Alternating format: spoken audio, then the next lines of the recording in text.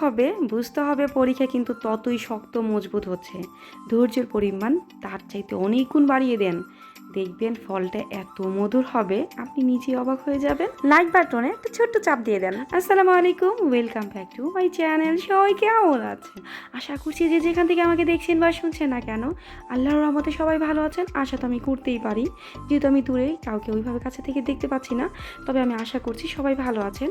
আর একটা বিষয় হচ্ছে, যারা যারা ভালো নেই বা যাদের মন ভালো নেই, যাদের এই ওয়েদারের আঁচড়ে অসুস্থ হয়ে আছেন, তাদেরকে বলবো আল্লাহর কাছে বেশি বেশি শুকরিয়া আদায় করেন এবং ভালো থাকার চেষ্টা করেন, দেখবেন অবশ্যই ভালো থাকবেন।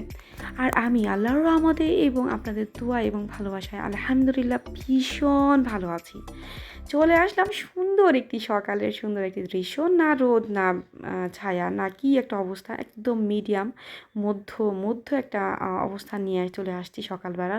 কি যে সুন্দর লাগছে, মানে নিচে পাতাগুলো দেখতে কেমন যেন স্বর্ণের মতো লাগছে। আমার তো মনে হচ্ছে একদম স্বর্ণের টুকরা। যারা যারা অসুস্থ আছেন তারা কি ভাবতেছেন যে এই ওয়েদার আপনাকে আঁচড় দিয়েছে? না না না, এইরকম গাছকেও আমি দেখিয়ে দিলাম, এই গাছেরও 12টা বাজিয়ে দিয়েছে, গাছকে পুরোটা নিঃস্ব বানিয়ে দিয়েছে। এবং দেখেন স্বর্ণের টুকরোগুলো নিচে পড়ে আছে, পাতাগুলো দেখতে কতই না সুন্দর লাগছে। আলহামদুলিল্লাহ, প্রকৃতি কিন্তু আমাদের সবসময় শিক্ষা দেয়, কিন্তু আমরা সেই শিক্ষা নেওয়ার জন্য সবসময় প্রস্তুত থাকি না, যার কারণে নিতে পারি না। এই যে গাছটা দেখছেন যতটা এখন মলিন হয়ে গেছে, একদম মনে হচ্ছে নিঃস্ব হয়ে গেছে, অসহায় আছে, একটা সময় কিন্তু আসবে কিছুদিন পরেই, সেই সময়টাতে একদম আল্লাহ তাকে ভরিয়ে দিবেন। তো আল্লাহ যতটা পরীক্ষা নেন, যতটা কঠিন পরীক্ষা নেন, তার ফল কিন্তু ততটাই মধুর হয়। বিপদে কখনোই হার মানা যাবে না, শক্ত মজবুত হয়ে মেরুদণ্ডটা শক্ত হয়ে এই গাছটার মতো দাঁড়িয়ে থাকতে হবে। সামনে কিন্তু তার পাতা দিয়ে আল্লাহ সুবহানাহু ওয়া তাআলা একদম ভরিয়ে দেবেন। আর এই যে সূর্যি মামাকে একটু দেখিয়ে দিলাম, সূর্যি মামা তো মানে কেমন একটা পর্দা নিচে আছে, আমাদের সামনে আসে না। তো আমাদের সামনে না আসাটাই ভালো, কারণ ওনার যে তাপ, সেই যে রাগ মুখর একটা ফেস, সেটা না দেখাটাই ভালো। আমার কাছে তো ভীষণ ভালো লাগতেছে। কার কার কাছে ভালো লেগেছে সূর্যের চেহারাটা একটু বলে দিবেন। যদিও সে পর্দার ওই পিছনে আছে, তারপরে কিন্তু মাশাআল্লাহ দেখতে অনেক সুন্দর লাগছে। সবাই বলে চাঁদ সুন্দর, চাঁদ সুন্দর, আমার কাছে কিন্তু সূর্যটাও সুন্দর লাগে। আপনাদের সকলের জন্য সুন্দর একটা গুড নিউজ, সেটা হচ্ছে আজকে কিন্তু আমি আমার ভাস্তি এবং আমার ভাবি দুজনকেই দেখাবো। প্লিজ ভিডিও স্কিপ করবেন না, ভিডিওর সঙ্গেই থাকবেন। ভাবি এবং তার মেয়ে দুজনকেই আমি দেখাবো। আর এই যে সূর্য কীভাবে কেক হয়ে গেল আমি তো বুঝতে পারছি না।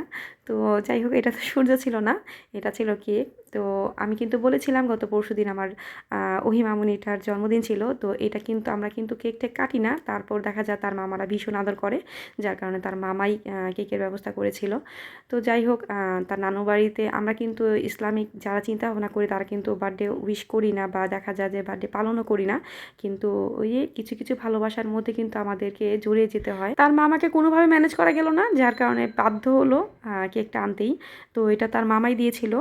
আর কেকটা কিন্তু মাশাআল্লাহ দেখতে অনেকটা কিউট, আমার ওহি মামুনিটার মতোই কিউট। আর যারা যারা এখনও ওহিকে দেখেন না তাদের উদ্দেশ্যে বলতে চাই, ও কিন্তু মাশাআল্লাহ অনেক কিউট। আর পাশাপাশি আমি আর ও যদি পাশাপাশি থাকি তাহলে কেউ ভাবির মেয়ে বলে না, আমার মেয়েই বলে, কারণ ফেসটা অনেকটা আমার মতোই। তো এই তো, আর এইখানে যে ওহির হাতের সঙ্গে একটা হাত দেখবেন, এটা কিন্তু ওহির হাত। তো ওহির হাতের সঙ্গে একটা হাত দেখবেন, সেই হাতটা কিন্তু আমার মার। আমার দুই মা একসঙ্গেই কেক কেটেছে। তো আমার মা কিন্তু অনেকটাই চাইল্ডিশ আমার মতোই, সবসময় দেখা যায় যে এমন এমন কথা বলে, এমন এমন কাজ করছে, হাসতে হাসতে সবাই শেষ হয়ে যায়। দয়া করে এই বিষয়টা কেউ খারাপভাবে নেবেন না, আমরা কিন্তু কেউই কেক কাটি না এখন আর। একটা সময় ছিল আমরা পার্টি করতাম এই জন্মদিনে, কিন্তু এখন কিন্তু আর এগুলো করি না। যখন থেকে ইসলামটাকে খুব সামনে থেকে বোঝা শুরু করেছি, এটা জাস্ট বাধ্য হয়ে করা। আর এই যে ওহিকে দেখাবো বলেছিলাম, এই যে ওহি চলে এসেছে। তো সবাই জানাবেন আমার ভাস্তিটা দেখতে কীরকম। আমার কিছু কলিজার বোনগুলো আছে যারা আমাকে খুবই দেখতে চায় কাছে থেকে, তাদেরকে দেখিয়ে দিলাম ওহির ফেসের সঙ্গে তো আমার ফেস একদমই মিল আছে, আমরা দুজন দেখতে একই রকম। আর এই যে এই পার্সনটাকে দেখতে পাচ্ছেন, এটা কিন্তু আমার ভাবি। তো ভাবির তো কোনো কাজ নাই, আমার ভাইয়া সবসময় ভালোবাসার প্রতিশ্রুতি দিয়ে দিয়ে তাকে দিয়ে আকাম করায়, ঠিক আছে, আর সেও আকাম করে বসে থাকে। তো কি আর বলবো, বাচ্চা নেওয়ার সময় আমার ভাইয়া কত ধরনের প্রতিশ্রুতি দেয় যে দেখো জান, আমি তোমাকে অনেক ভালোবাসি, তোমার জন্য আমি এইটা এনে দেবো, তোমার জন্য ওইটা এনে দেবো। তো আমার ভাবিও তো কথায় মানে পাগল হয়ে আমার ভাইয়াকে ভালোবেসে ফেলে। তো ভালোবাসার ফল এখন দেখাচ্ছে আপনাদেরকে, এই যে দেখেন কতগুলা ফল। এই যে ফলগুলো দেখতে পাচ্ছেন কিউট কিউট ফল, এগুলো কিন্তু আমার ভাবি এবং ভাইয়ার ভালোবাসার ফল। আর এই যে পার্সনটা বাচ্চা জন্ম দিয়েছেন ভাই, আমাদের একটু দেখতে দেন না, সে তার নিজের বাচ্চা সে নিজের ভিতরেই রাখতে চাচ্ছে। তো এই দেখেন কিউট কিউট বেবিগুলো। যারা কিছুদিন আগে আমার ভাইয়ার এই ডিমগুলো দেখেছিলেন তাদেরকে বলতে চাচ্ছি, এই যে ডিমগুলো থেকে খুব কিউট কিউট বাবু বের হয়েছে। আর এটা কিন্তু চায়না থেকে কাটিং করে নিয়ে এসেছিলো। কেউ কিন্তু ভুলেও ভাববে না যেটা গলা কাটা, এটা হচ্ছে ওই যে চায়না যে ভাইয়া মানে সবগুলো বাচ্চা একরকম হয়ে যায় না, এই জন্য চায়না যায় একটু চায়না কাট দিয়ে নিয়ে আসছে এটাকে। তো এক একটাকে দেখাচ্ছিল, আমার মা তো অনেক খুশি যে নাতি দেখে, আমার মা আর কি খুশিতে যাই হোক, এই যে এটা হচ্ছে আবার তাদের দেওয়া গিফট আমার জন্য। তো তারা আমাকে সুন্দর সুন্দর গিফট দেয়, মানে আমাকে না মানে সবাইকে দেয়। আর আমার ভাবির কথা কি বলবো, এতগুলো বাচ্চা জন্ম দেয়, এত এনার্জি কোত্থেকে পান ভাবি বুঝলাম না। বাংলাদেশের জনগণ নিয়ে আমরা কিন্তু খুবই আতঙ্কের মধ্যে আছি, জনসংখ্যা যে পরিমাণ বাড়তেছে। আর আপনি ভাইয়ার ভালোবাসায় পাগল হয়ে জন্ম দিতেই আসেন। একটু থামেন ভাই, থামেন। আসলে ভাই এবং ভাবি এটা প্রমাণ করে দিল ভালোবাসার ফলগুলো কিন্তু আসলে অনেক মিষ্টি হয়, মধুর হয়। এই বাচ্চাগুলোর ভাগ্য ভালো যেগুলো আমার সামনে নাই, আর আমার ভাগ্য খারাপ যেগুলোকে আমি ধরতে পারছি না। তো এগুলো যদি আমার সামনে আসতো, একটা টিপ দিয়ে কিন্তু দুনিয়া থেকে ওপারে পাঠিয়ে দিতাম। আমার কাছে মনে হয় যে ভালোবাসার মানে কি বলে প্রকাশটা এরকমই হওয়া উচিত, একটু টিপাটিপি করা এবং গুতাগুতি করা। তো ওদের ভাগ্য ভালো যে আমি ওদের সামনে নাই। এগুলো কিন্তু একদিনের বাচ্চা, আজকেই হয়েছিল, আজকের বাচ্চাগুলো দেখাচ্ছি। আর এখানে কিন্তু ওহি আছে, তো ওই যে বললাম ওহির জন্মদিন, তো ওহির জন্ম কিন্তু আজকেই হয়েছিল। আর ওই যে ইয়েলো কালার যে বাবুটা দেখছেন, এটা কিন্তু এদের বংশধর না, এটা কিন্তু কোয়েল পাখির বংশধর। কোয়েলের প্রায় 2-3টার মধ্যে একটার মনে বেবি হয়েছে মাত্র, আর ওইগুলো ওই রকমই আছে। আর এই যে ভাবির অবস্থা দেখেন, ভাবি কিন্তু মনে মনে অনেক কষ্টে আছে, অনেক চিন্তা করতেছে যে রাজু তুই আমার ভালোবাসার প্রতিশ্রুতি দিয়ে দিয়ে যে আকামগুলা করছিস, আর তুই এখন আকাম করে করে চলে যাস, তুই আইলে তোর আজকে খবর আছে বাসায়। ভাইয়া প্রত্যেকবার এই কাহিনী করে, ঠিক আছে, বাচ্চা হওয়ার পরে সে কতদিন বাসায় আসে না। তো এখন রীতিমতো সে বাসায় ঢুকতে পারতেছে না, কারণ ভাবির যে অবস্থা, ওকে তো ঠোকর দিয়ে মেরেই ফেলবে। তো আর আমার এই ভাস্তাকে অনেক সুন্দর লাগছে, যেটার গলার মধ্যে লোম নাই সেটাকে কিন্তু আমার কাছে আরও ভীষণ কিউট লাগতেছে। আমার মনটা যেতেছে একটা ধৈরা কামড় দিয়ে খেয়ে ফেলাই। তো যাই হোক, বললাম না এইগুলো কিন্তু অনেক ছোট, বললাম না যে এগুলার ভাগ্য ভালো যে আমার সামনে নাই, আমার তো দাঁত কিটকিট করতেছে কামড় দেওয়ার জন্য। তো যাই হোক, ভাবি অনেক চিন্তা ভাবনা করে ভাইয়ার জন্য রাগ ঠাক করেও রাখতে পারতেছে না, চিন্তা করতেছি একটু খেয়ে নিই, যদি রাজু আসে তাহলে তো আমার এনার্জিরও দরকার আছে। এই দেখেন ভাবির ফেসটা কত কিউট, মাশাআল্লাহ ভাবি আসলেও তুমি অনেক কিউট। তো যাই হোক, এখন সে আসলে আমার কথা ভাল লাগতেছে না তার কাছে, কারণ আমি তো আমার ভাইয়ের বোনই, ওই একই বংশের মানুষ। তো যাই হোক, সে নিজে খেয়ে ঠেয়ে নিজেকে এনার্জেটিক করতেছে যে রাজু আসলে আমাকে বিশ্বযুদ্ধে নামতে হবে, যে তোর ভালোবাসা আমি আর কখনোই গলবো না, আমি আর কখনোই বাচ্চা জন্ম দিব না।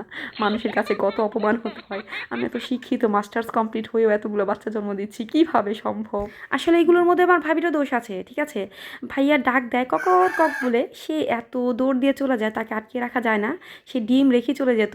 তো এখন বুঝেন, ঠিক আছে, এখন বুঝেন আপনাকে কতবার নিষেধ করা হয়েছিল যে আপনি ভাইয়ার ভালোবাসায় গইলেন না। এখন গোলার পরে যখন এত বাচ্চা কাচ্চা মানুষ করতে পারছেন না, এখন টেনশনে বসে আছেন। তো আপনার আসলে বসে থাকাই উচিত। আর এই পার্সনটা আসলে তার হাজব্যান্ডকে ভীষণ ভালোবাসে। তো দেখা যায় যখন ডিম নিয়ে বসেছিল তখন কিন্তু মানে আমার ভাইয়া যখন ডাকাডাকি করতো তখন কিন্তু সে দৌড় দিয়ে চলে যেত। তো তাদেরও কিউট কিউট কিছু মুহূর্ত আছে যেগুলো হয়তো ভিডিও করা হয়নি। আর আমার এই ভাইয়ার ফ্যামিলিকে দেখে আপনাদের কেমন লাগছে অবশ্যই বলবেন। আর এইগুলো কিন্তু একদিনের বাচ্চা। তো এই বাচ্চাগুলো আসলে ওই ডিম, যারা গত ভিডিও দেখেছিলেন আমার ভাইয়ারকে নিয়ে যে একটা ভিডিও বানিয়েছিলাম, সেই ভিডিওতে অবশ্যই দেখেছেন অনেকগুলো ডিম, সেই ডিমগুলো থেকে কিন্তু এগুলো হয়েছে। আলহামদুলিল্লাহ, মাশাল্লাহ। আর এদের কিন্তু ভালোই যত্ন নেওয়া হচ্ছে যাতে এই শীতের মধ্যে তারা অসুস্থ হয়ে না যায়, কারণ আপনারা সবাই জানেন যে শীতের মধ্যে মুরগির বাচ্চা পালা কিন্তু অনেক কষ্টকর। ওদের জন্য এক্সট্রা একটা রুম রাখা হয়েছে এবং সেইগুলোর মধ্যে একটা হিটের ব্যবস্থা করা হয়েছে যাতে তাদের কোনো ঠান্ডা লেগে না যায়। আর আমার ভাবির অবস্থা দেখেন না, এক একটার ফেস দেখে দেখে ভাইয়ার কথা মনে করতেছে, কারণ থাকে না বাচ্চাদের চেহারা দেখলে কিন্তু বাবার কথা মনে পড়ে।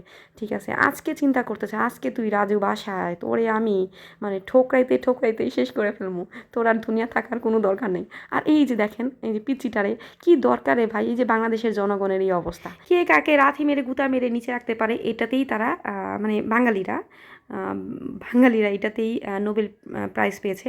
আর এই যে ইয়েলো কালার যে বাবুটা দেখছেন এটা কিন্তু কোয়েল পাখির। তো ও রীতিমতো বুঝে গেছে যে আমি ভাই তোদের দুনিয়াতে থাকতে পারবো না। তো এইখানে যে এইগুলো আছে ইচ্ছা করে কিন্তু ওকে সবসময় ডমিনেট করে রাখে। আর এই যে এখন আমি দেখাবো বাংলা ছায়াছবি, যারা যারা আগে আমি যখন ছোটো ছিলাম তখনকার মুভিগুলো দেখেছেন তারা বলতে পারবেন বাংলা ছায়াছবিতে যে যেরকম দেখা যায় যে সুন্দর মতো নায়ককে ভিলেনের ব্যাটালিয়নরা একদম চার পাশ দিয়ে ঘেরাও করে তারপর মারধর করার চিন্তা ভাবনা করে, কিন্তু মারতে তো পারে না। তো এরাও চিন্তা করছে সেম জিনিসটাই যে আমরা সবাই কালো কালো হয়েছি, এরকম ব্ল্যাকিশ কালার, একটা তো চায়নাই হয়ে গেছে, চায়নার হেয়ার কাট দিয়ে। তো তুই কেন এত সুন্দর, ঠিক আছে, ওকে কী করে চার পাশ দিয়ে ঘেরাও করে ইচ্ছা মতো মারতে থাকে।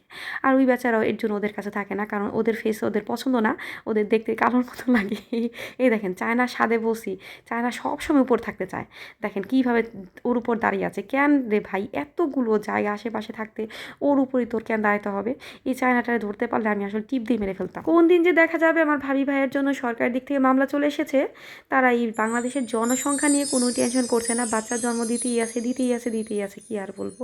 ভাবি যে এখন টেনশন করছেন, এই টেনশন করে আসলে কোনো লাভ নাই।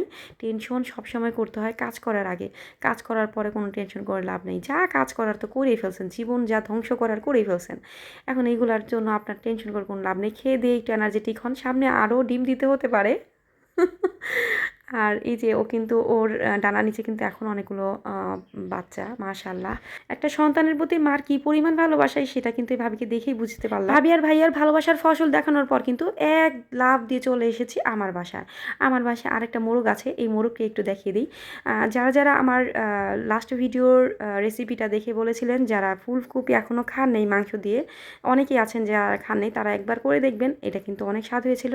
এটা কিন্তু গতকালকে সকালবেলা আমার হাজব্যান্ড কী পরিমাণ স্বাদ নিয়ে খাচ্ছে, আপনারা তার খাওয়ার স্টাইল দেখলেই বুঝতে পারবেন।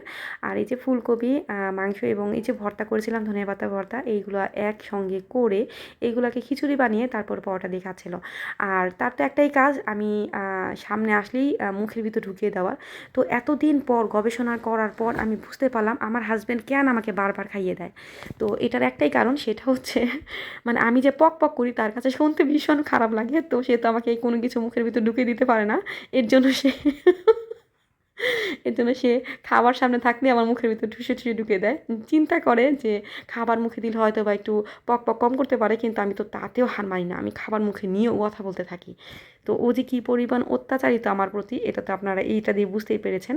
আর সত্যি তরকারিটা ভীষণ স্বাদ হয়েছিল। আমরা কিন্তু গত পরশুদিন এটা খেয়েছি, মাশাআল্লাহ অনেক স্বাদ নিয়ে ভাত দিয়ে, আর এই যে রুটি দিয়েও সকালবেলা খেয়েছি, কিন্তু ওর মতো ভর্তা দিয়ে মিক্স করে খাই নাই। তো ও যখন ভর্তা মিক্স করছিল ও আমাকে বলতেছিল যে প্লিজ একবার, ওই সবসময় এটা করে ও আসলে, যে আমার মুখের সাউন্ডটা যাতে না শুনতে হয়।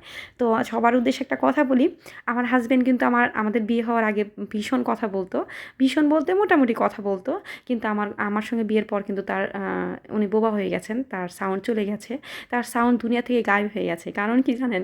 কারণ সে আমার পক পক শুনতে শুনতে অনেক সময় দেখা যায় চোখ দিয়ে ইশারা করে কথা বলে, তার আর কথা বলতে ভালো লাগে না। ও মাঝে মাঝে একা বসে বসে চিন্তা করে আমি কাকে বিয়ে করেছি ভাই, কেন বিয়ে করেছি, কোন কারণে বিয়ে করেছি, কি দরকার ছিল এই মেয়েটারে বিয়ে করার, আমার জীবনটা শেষ করে দিচ্ছে। আর আমার কথা হচ্ছে চান্দু, আমাকে যেহেতু গলায় মারাই বানিয়েছো, তো গলার কাটা হয়ে সারা জীবনই সহ্য করতে হবে। আমরা যারা মুসলমান আছি অবশ্যই নামাজ পড়তে ভুলবো না, নামাজে কিন্তু অদৃশ্য একটা শান্তি কাজ করে। যারা যারা নামাজ পড়েন খুশু খুশুর সঙ্গে, তারা কিন্তু জানেন। ভালো থাকবেন, সুস্থ থাকবেন, আসসালামু আলাইকুম।